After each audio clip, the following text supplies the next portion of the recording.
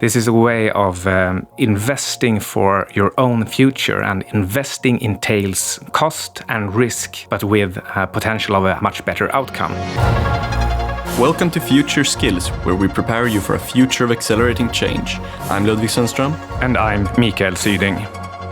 You're listening to Future Skills, and in this episode we will assume that you're under 30 years old and very ambitious, but you haven't yet found a career that you're burning for. And if this is the case for you, then you should follow this principle, the 2x rule. And what the 2x rule means is that you should be prepared to go for either a prestigious business, like one of these big ones that everyone knows about, the investment banking, McKinsey, the Boston Consulting Group, all these famous jobs that are high paying, or you should be willing to take half of that salary for a job that you're really, really interested in, where your ideas can shine and where you're allowed to take initiative. Great intro. Hi, Ludvig. Hello, Mikael. So the 2x rule, and it's not only about taking a job that you're really, really interested in. It's also a question of finding something where you can learn and grow, meaning that if you accept half the salary, then you should in time be able to accelerate faster and actually earn more in the end. Yes, exactly. That's really what's underlying this idea.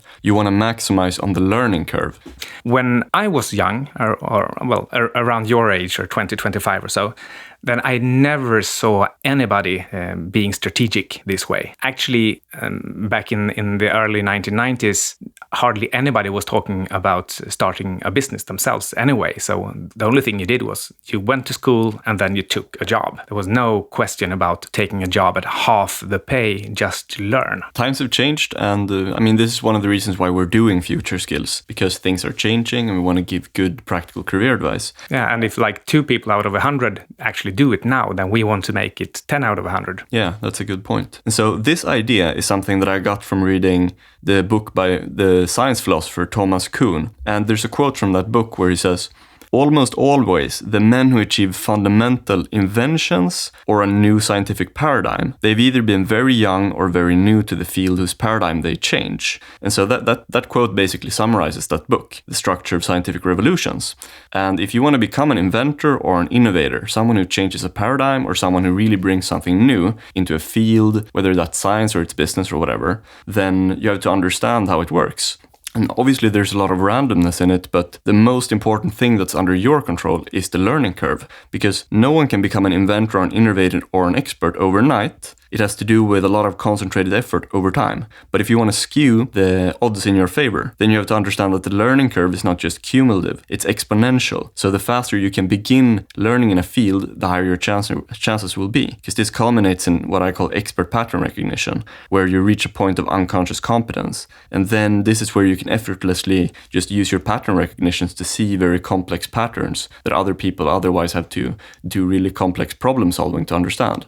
Yeah, and that's actually only the start of it. There's really a meta lesson or a lesson about habits here as well, because in theory you could start that learning curve at any age, but the problem is if you don't start it at a young age, then you get into the habit of not starting a learning curve, and the more years you let pass by without starting the learning curve for real, then the lower the likelihood that you will ever start this exponential curve. Yeah, and so that's why the 2x rule is really specifically meant for people under 30 who haven't found a career that they're yet burning for, because you might not want to make this kind of sacrifice after you're 30 or 35 because you need the money more. But when you're young, you can make that sacrifice. Yeah, if you have a family, it might actually almost be impossible to make that. Yeah, exactly. So yeah, you can either try to learn as much as possible and do the things that you're naturally interested in, or you can make a sacrifice to get more money at the expense of learning. And we've talked about the framework of the 4 capitals before. That's a bit outside the scope of this episode, but that's also a very good framework for planning your career. So we have the 2x rule to guide us here. And what it says is that you need to enter a new area or you need to go with the 2x rule. This means that you want to put yourself in a position where you have the maximum incentive to learn as much as you possibly can when you're still young and peaking. And this is about age 30 again, because there's a lot of neuroscience to indicate that the brain is at its most malleable before you're about 30. no one knows the exact age limit, but it's about 25 to 35. So we say 30. And I always like these quotes from Napoleon and Lee Kuan Yew about how a man's character is formed by the age of 30. And I think those are really good examples because there are very few people who had as much concentrated management knowledge dealing with people or societies as Napoleon or Lee Kuan Yew. I think you can look at these two ways. Either you can just take the normal route and the normal pay and you can have a gray and normal bland career, or you can take the 2x route. And in the 2x route, then it comes down to what your actual purpose and meaning is.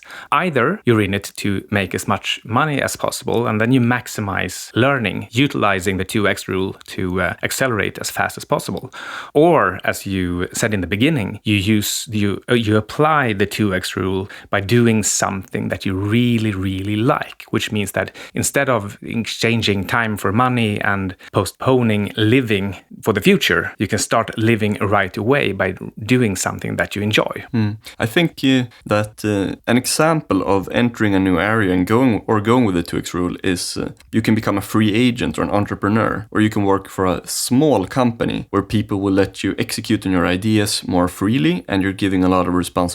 And then the opposite of that is, of course, to work for a really big traditional corporation, which has a large hierarchy of reporting, and you have to follow all these procedures and so forth that kind of hinge your initiative.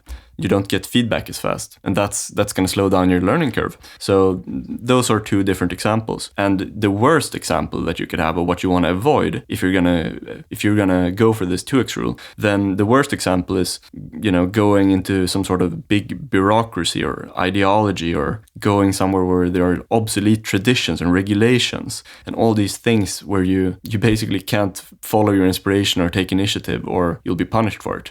Yeah, and speaking of this, I listen to a lot of podcasts and read a lot of articles, not least of or about successful CEOs and asset managers.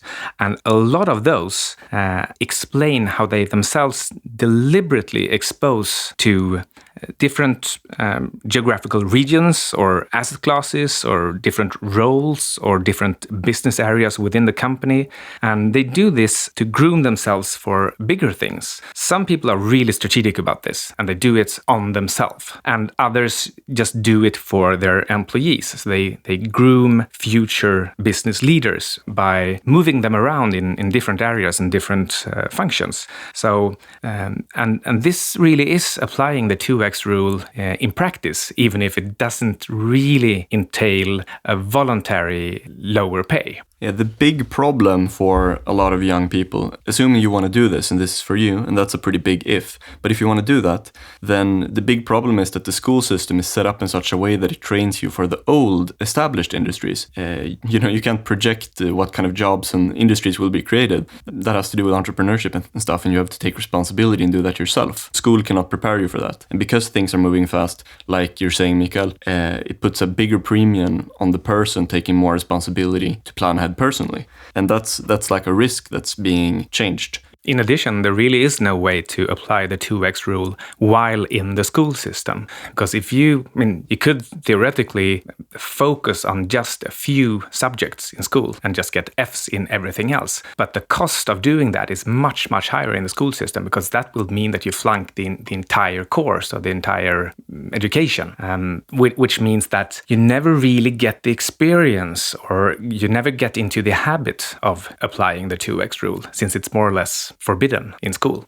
Let's do a brief recap, and that's that the 2x rule is that assuming you're under 30 and you're entering an established industry, then you need to have at least twice as much salary as you would if you entered a new area, a new industry, or doing something that you're really interested in and you're going to learn it really fast and get a lot of responsibility and take initiative, because that's going to scale your learning curve, and that's going to be very valuable later in life. So that can actually work to your advantage. Even though the pay is less first, it can become much higher later because you know so much. On the other hand side, even if you wanted to, you don't care about this, you just want to make money, and it doesn't matter really what you do, you just focus on money.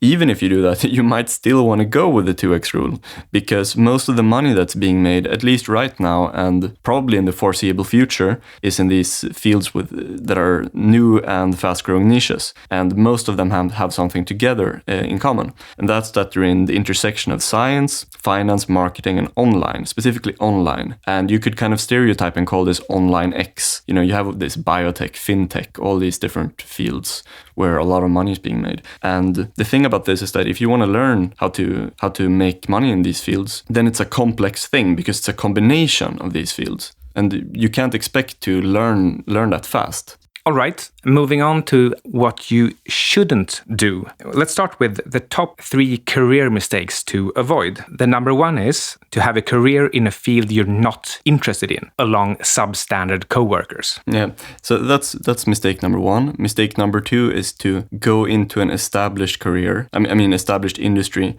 or a bureaucratic research institution, assuming that you want to become a pioneer, because those things are going to stifle your initiative.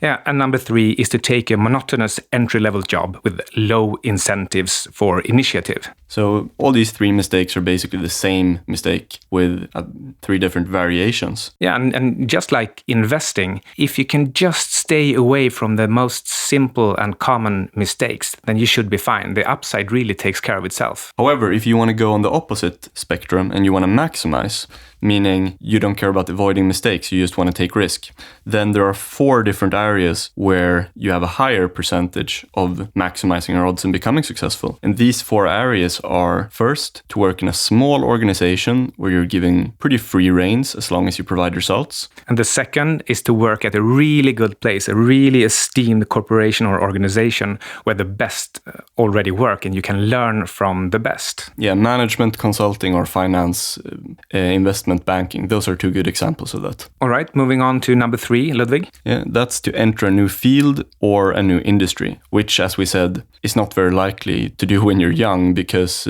the school system doesn't prepare you for that. And then number 4, it's maybe a little bit more complex and high risk, but it's to become self-employed as soon as possible. And the thing here is that you want to be able to combine it with maximizing your learning and not just get caught up in running the day-to-day business. So that's why it's a little bit contentious. But you should be able to both maximize growth and learning and your income if you are self-employed. So, just to summarize everything we've talked about today, this 2x rule, it's one of the, I would almost say, pillars of future skills. This is a way of investing for your own future, and investing entails cost and risk, but with potential of a much better outcome. Before finishing off, just take 5 minutes and think it through yourself. Have you applied the 2x rule? Would you dare or want to apply the 2x rule? Are you really in the business where you are maximizing the outcomes for yourself, whether it's money or learning? Yeah, so if you're in university, then you could make 2 lists. You could make lists of high prestigious companies where you make the most money, or you could take the things that you're most interested in and just combine it in 2 lists and make a decision. Great. This episode has been sound edited by Alexander Martin, so thank you, Alex. And don't forget to subscribe to our newsletter where we send out weekly summaries. You can check it out at www.futureskillspodcast.com. And leave a review on iTunes. We would really appreciate it.